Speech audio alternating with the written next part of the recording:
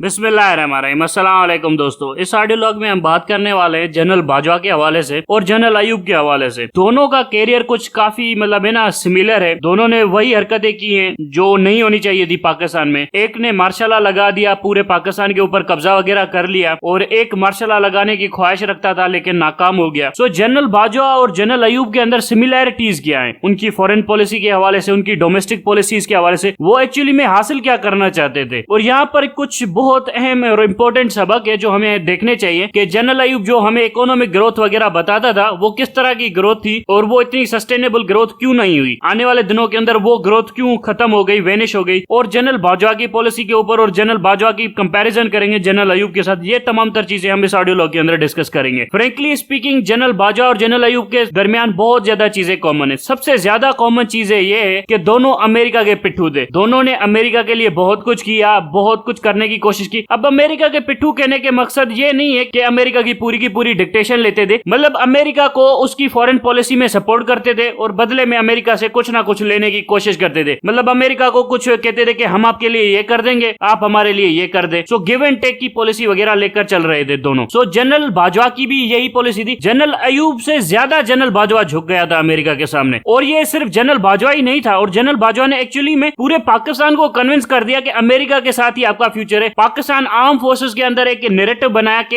America के साथ आपका फ्यूचर है, चाइना के साथ बिल्कुल भी नहीं है, चाइना आपको कुछ भी नहीं दे सकता, अमेरिका आपको सब कुछ कर सकता है। सो क्या ये एक्चुअली में रियलिटी है कि चाइना हमें कुछ भी नहीं दे सकता और सिर्फ अमेरिका ही सब कुछ दे सकता है? सो हमें ये भी तो चेक करने चाहिए ना कि चाइना हमें कुछ दे भी सकता है या नहीं दे सकता, या अमेरिका हमें बहुत कुछ दे सकता है। सो ये वो रियलिटी है जो हमें देखनी चाहिए, जो कि जनरल बाजवा का बिलीफ सिस्टम था, जो कि जनरल अयूब का बिलीफ सिस्टम था। अब जनरल अयूब जिस दुनिया के अंदर आया था उस दुनिया के अंदर मोस्टली दो सुपर पावर थे, मतलब बाइपोलर वर्ल्ड थी। एक सोवियत यूनियन था, दूसरा अमेरिका था, उसके अलावा कोई ऑप्शन अवेलेबल भी नहीं था। लेकिन जिस दुनिया के अंदर जनरल बाजवा आया है इसमें बड़ा फर्क है। ये बाइपोलर भी नहीं है और यूनिपोलर भी नहीं है, ये एक तरह से मल्टीपोलर वर्ल्ड बन चुकी है, जिसके पास अलग अलग जगहों के ऊपर बहुत ज्यादा डिफरेंट पावर सेंटर्स बने हुए हैं। अगर आप उन्हें कॉम्प्रोमाइज करते हैं तब भी आप अपने ऑब्जेक्टिव्स वगैरह हासिल नहीं कर सकते। सो जनरल अयूब के पास चॉइसेस बड़ी लिमिटेड थी और उसके सामने खतरा वही था इंडिया का। लेकिन जनरल बाजवा के सामने बहुत ज्यादा चॉइसेस अवेलेबल थी और खतरा सिर्फ वही था, और जो कि कम हो चुका था। जनरल अयूब के टाइम के ऊपर यह खतरा बहुत ज्यादा था, इंडिया बहुत ताकत रखता था, पाकिस्तान के पास कुछ भी नहीं था, हथियार वगैरह भी नहीं थे। सो जनरल अयूब के ऑप्शंस बड़े लिमिटेड थे। लेकिन जनरल बाजवा के पास बहुत ज्यादा ऑप्शंस थे। आपके पास चाइना की दोस्ती थी, आपके पास अरब मुमालिक का सपोर्ट था, आपके पास न्यूक्लियर वेपन्स थे, आपके पास एक अच्छी खासी स्टैंडिंग आर्मी थी, आपके पास एक अच्छी खासी मईशत थी। जब पाकिस्तान बना था तब ऐसा कुछ भी नहीं था। अलबत्ता दोनों ने अमेरिका की पॉलिसी को टो करने की कोशिश की। अब जनरल अयूब ने किस हद तक टो की? जनरल अयूब ने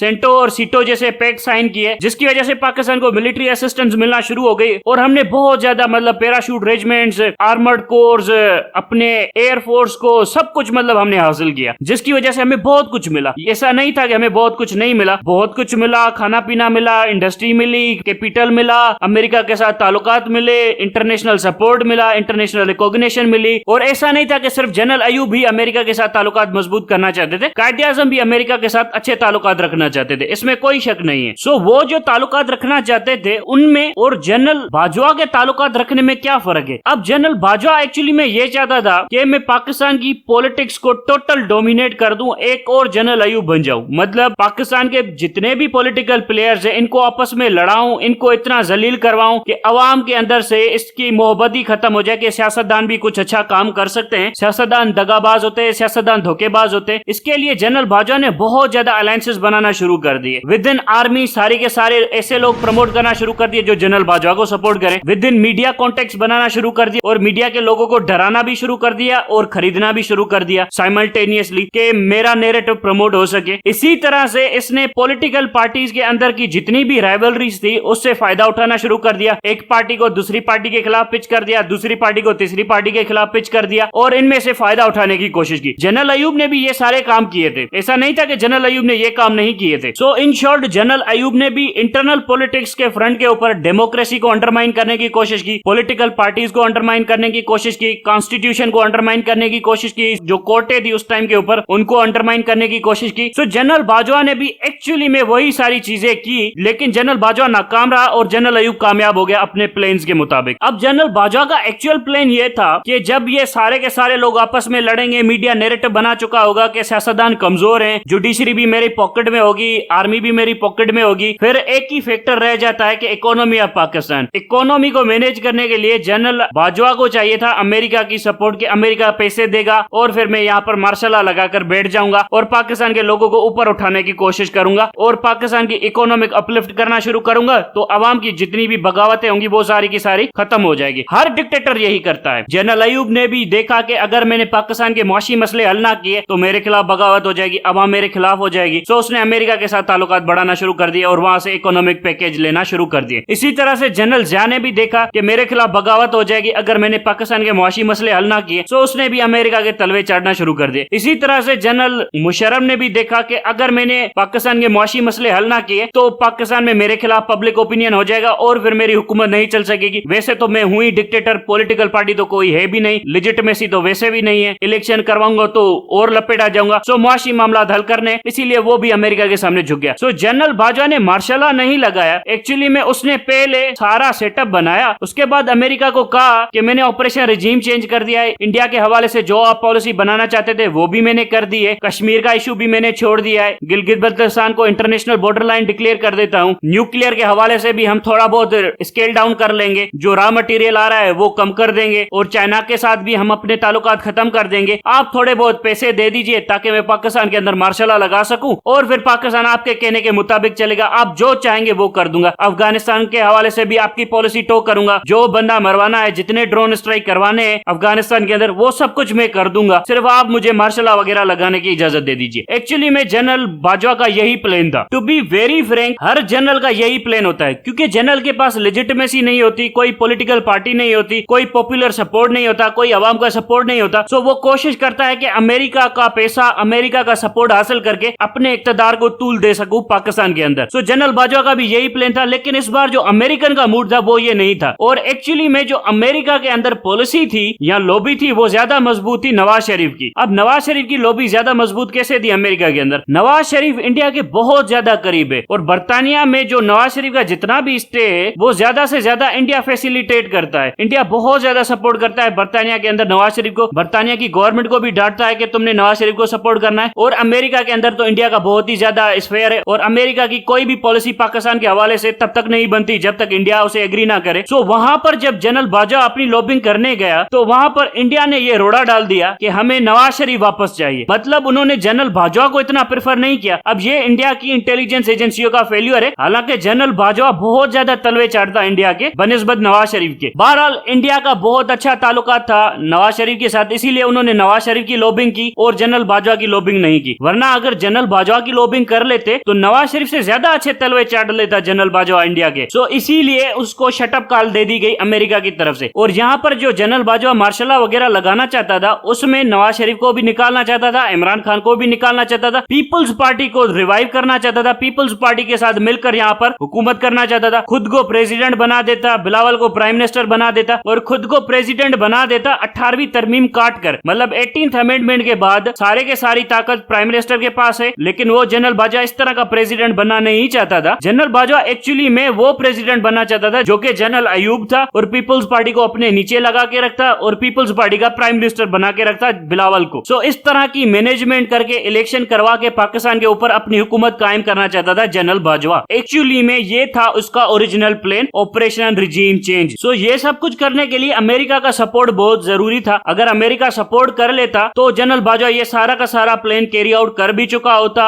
ये जनरल साहिर, जनरल अजहर अब्बास, ये सारे के सारे जनरल उसकी सपोर्ट भी करते, इसकी हिमायत भी करते, इसके लिए बहुत कुछ करते। सो मैं इसीलिए कहता हूं ना कि ये जो ब्रॉडर हमारी जो मिलिट्री जुंटा है जिन्होंने ये सारा काम कैरी आउट किया है, जिन्होंने ये सब कुछ ऑपरेशन रिजीम चेंज किया है, इनके बड़े छोटे छोटे मकासद थे। इनको ये बता दिया होगा जनरल साहिर को कि तुम्हें आर्मी चीफ लगवा दूंगा, जनरल अजहर को तुम्हें सीजीएस लगवा दूंगा और किसी को प्लाट दे दिया, किसी को प्रमोशन दे दिया, इस तरह से अपने बंदों को खुश कर दिया। एक्चुअली में जो जनरल बाजवा का एम था कि मैं प्रेसिडेंट बन जाऊं, बिलावल प्राइम मिनिस्टर बन जाए, जिस तरह जुल्फकार अली भुट्टो था और उसका प्रेसिडेंट था जनरल अयूब। सो ये वही तरह का सिनेरियो बनाना चाहते थे पाकिस्तान के अंदर और हम दोनों के ऊपर अमेरिका का हाथ होगा, चाइना भी जाए भाड़ में, अफगानिस्तान जाए भाड़ में, हम दोनों 10 साल 20 साल इस मुल्क को चलाएंगे और अच्छे से चलाएंगे। बिलावल भी प्राइम मिनिस्टर बनता फिरेगा, मैं प्रेसिडेंट रहूंगा, फिर जमहूरियत भी जाए भाड़ में। और ये सारा का सारा एक्चुअल प्लान था जनरल बाजवा का। अब मैं आपको बता दूं कि इस प्लेन के अंदर नवाज शरीफ, पाकिस्तान मुस्लिम लीग नून, इसका कोई रोल नहीं था। इनका मतलब ज्यादा से ज्यादा यही रोल होता कि वो एक अपोजिशन पार्टी बनकर रहते, दोनों मुल्क से बाहर रहते और दोनों वही काम करते जो जनरल बाजवा चाहता, या शहबाज शरीफ को अपोजिशन लीडर बना दिया जाता। सो इस तरह का रोल था जो मुस्लिम लीग नून का होना था और पीटीआई का मुकम्मल सफाया कर देना था। ये इस तरह के ओरिजिनल डिजाइन थे जनरल बाजवा के। अब अल्टीमेटली ये हुआ कि नवाज शरीफ और जनरल बाजवा की नहीं बनी। जनरल बाजवा को नवाज शरीफ हटाना चाहता था। जनरल बाजवा अमेरिका में मिन्नतें करने गया। नवाज शरीफ का क्लाउट बहुत ज्यादा था अमेरिका के अंदर इंडिया की वजह से। तो जनरल बाजवा के जितने भी प्रपोजल थे उनको अमेरिकन ने बहुत ही सख्ती से मना कर दिया और डांटा, और वो बहुत ज्यादा गुस्से से डांटा और जनरल बाजवा की बुरी तरह से इंसल्ट की। ये काम तुमने नहीं करना, अगर तुमने किया तो हम सैंक्शंस लगा देंगे। बात यहां तक पहुंच गई। तो उसके बाद जनरल बाजवा ने यहां पर आकर डोमेस्टिक पॉलिटिक्स को हिलाने की कोशिश की, इमरान खान से बातचीत करने की कोशिश की कि मुझे एक्सटेंशन दिलवा दो ताकि मैं अमेरिकन ओपिनियन चेंज कर सकूं। उसके बाद इमरान खान भी एग्री हो गया इस नालायक आदमी को कि आप इलेक्शन करवा देंगे, इसीलिए मैं आपको एक्सटेंशन वगैरह दिलवा देता हूं। हालांकि इसका इलेक्शन करवाने का कोई भी मूड वगैरह नहीं था। सो इस तरह इसने इमरान खान को भी मैनेज करने की कोशिश की। याद रहे जो इमरान खान की मीटिंग हुई थी जनरल बाजवा के साथ प्रेसिडेंशियल पैलेस के अंदर, ये मैं उस मीटिंग का रेफरेंस दे रहा हूं। सो इस तरह से इसने डोमेस्टिक पॉलिटिक्स को चेंज करने की कोशिश की। उसके बाद इसने दबाना शुरू कर दिया। एक ऐसी समरी लेकर गया जिसमें उसका अपना बंदा आर्मी चीफ हो ताकि वो ज्यादा से ज्यादा चीजें मैनेज कर सके, लेकिन वो भी अप्रूव नहीं हुई। अल्टीमेटली नवाज शरीफ वॉन और नवाज शरीफ ने इसको घर भेज दिया। सो मतलब एक और अयूब बनने से हमें नवाज शरीफ ने बचा लिया और नवाज शरीफ ने इंडिया की मदद से बचा लिया। अब सवाल यहाँ पर यह पैदा होता है कि ये तो जुडिशरी ऑफ पाकिस्तान को भी पता था कि जनरल बाजवा के इरादे क्या हैं, किस तरह कॉन्स्टिट्यूशन को अंडरमाइन करने वाला है आने वाले दिनों के अंदर जनरल बाजवा, अगर उसको एक्सटेंशन मिल जाती। तो जुडिशरी ऑफ पाकिस्तान जो कॉन्स्टिट्यूशन की ठेकेदार बनी फिरती है, उस जुडिशरी ने कभी एक्शन क्यों नहीं लिया जनरल बाजवा के खिलाफ? क्या जुडिशरी डरती है जनरल बाजवा से? सवाल ही पैदा नहीं होता। ये सारे के सारे जज गुंडागर्दी में इसके बाप लगे। जनरल बाजवा तो बचा है, ये जज और वकील इससे ज्यादा बड़े गुंडे हैं। मतलब ये था कि जुडिशरी ऑफ पाकिस्तान को भी किसी ना किसी लेवल के ऊपर कॉन्फिडेंस में लिया गया था। किसके थ्रू लिया गया था ये एक क्वेश्चन है। मेरे ख्याल में पीपुल्स पार्टी के थ्रू कॉन्फिडेंस में लिया गया था। मतलब अगर जनरल बाजवा मार्शल लॉ भी लगा देता तो जुडिशरी एक्ट नहीं करती, बल्कि जुडिशरी साइलेंट रहती और कहती कि हम आइन को देख रहे, उल्टे सीधे बहाने वगैरह कर लेती। तो यहाँ पर आप देखें कि जनरल बाजवा के कितने बड़े प्लान थे और जुडिशरी ऑफ पाकिस्तान को पता भी था कि इस बंदे के ये प्लान है, तब भी ये सारी की सारी जुडिशरी खामोश रही और एक्चुअली में सपोर्ट करती रही जनरल बाजवा के ऑपरेशन रेजीम चेंज को। अब इस पूरी पिक्चर के अंदर आप इमरान खान को देखिए और इमरान खान की पॉलिटिक्स को देखिए। यहाँ पर अगर नवाज शरीफ ना होता तो जनरल बाजवा जनरल अयूब बन जाता, प्राइम मिनिस्टर आपका बिलावल हो जाता, पाकिस्तान के अंदर मार्शल लॉ हो जाती और पाकिस्तान के अंदर एक साल के अंदर एक ऐसी इलेक्शन करवा दी जाती जिसके नतीजे में बिलावल प्राइम मिनिस्टर बना बैठा होता, पार्लियामेंट के अंदर 2/3 मेजोरिटी पीपुल्स पार्टी की होती। मतलब एक उल्टी सीधी गवर्नमेंट बनाने की कोशिश की जाती और सुप्रीम कोर्ट के अंदर एक ऐसा चीफ जस्टिस होता जो कि बिल्कुल कॉम्प्रोमाइज होता,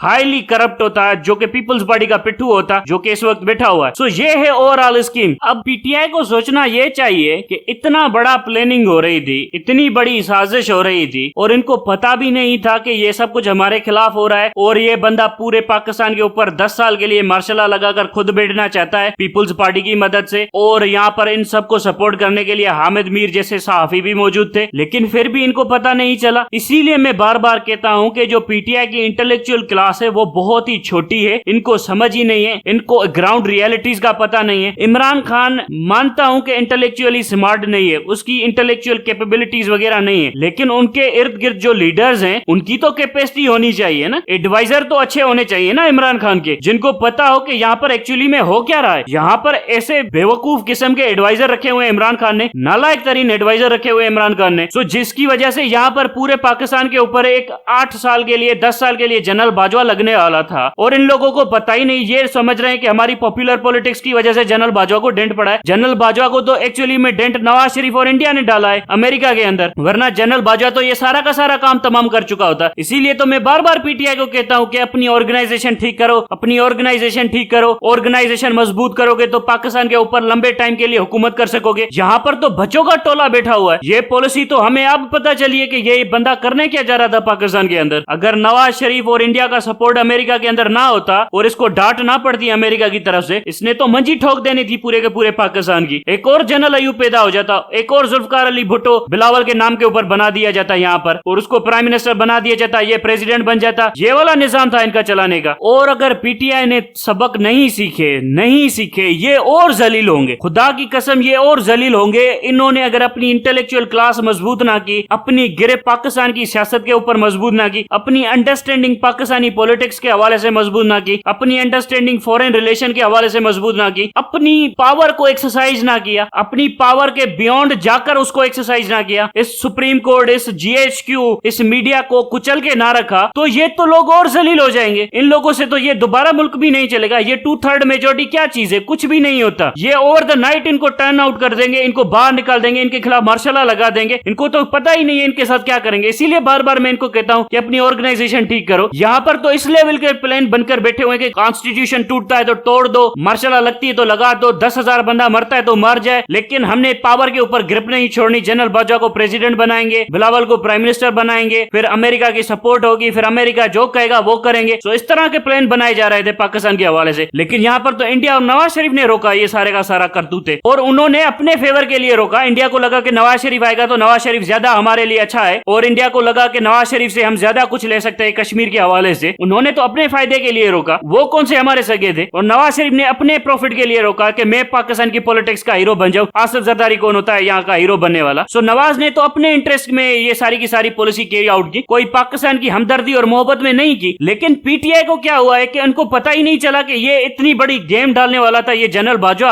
और ये यहाँ पर बच्चों की तरह देखते रहे। और इमरान खान कहता है कि मैं रोटी को चची कहता हूँ, मुझे पता ही नहीं चला, मैं मासूम बच्चा हूं। अकल के अंधे, तुम्हें पता नहीं चला ये बंदा क्या करने वाला था? तुम्हें हमने प्राइम मिनिस्टर बनाया, तुम पूरी जमहूरियत की धज्जियां उड़ाने वाले थे इस जनरल बाजवा के चक्कर में आकर, और इसके साथ तुमने मीटिंग की प्रेसिडेंट पैलेस के अंदर कि हाँ जनरल बाजवा को एक्सटेंशन दे दे कि जनरल बाजवा इलेक्शन करवाएगा। कौन सी इलेक्शन करवाता जनरल बाजवा? वो तो मार्शल लॉ लगाने के चक्कर में एक्सटेंशन लेना चाहता था। तुम्हें यह भी नहीं पता चला कि ये इलेक्शन करवाने जा रहा था कि मार्शल लॉ लगवाने जा रहा था 6 महीने की एक्सटेंशन लेकर? उसकी सारी पॉलिसी ये थी कि मैं टाइम बाय कर लूं ताकि मैं नवाज शरीफ को अंडरमाइन कर सकूं, नवाज शरीफ को प्रेशर में ला दूं, और तुम उसको डीले देते फिर रहे हो। यार खुदा का खौफ करे ये बंदा, इस नालायक आदमी को कोई अकल दे, इसके मिनिस्टर्स को, कोई इसके एडवाइजर को अकल दे। इसको पता ही नहीं है कि ये पॉलिसी क्या कर रहा था ये बंदा। बहरहाल वोट में इमरान खान को जरूर दूंगा, लेकिन नालायक, निकम्मा और गधा आदमी है, ये मैं जरूर कहूंगा। अब तक के लिए इतना ही। Thank you very much.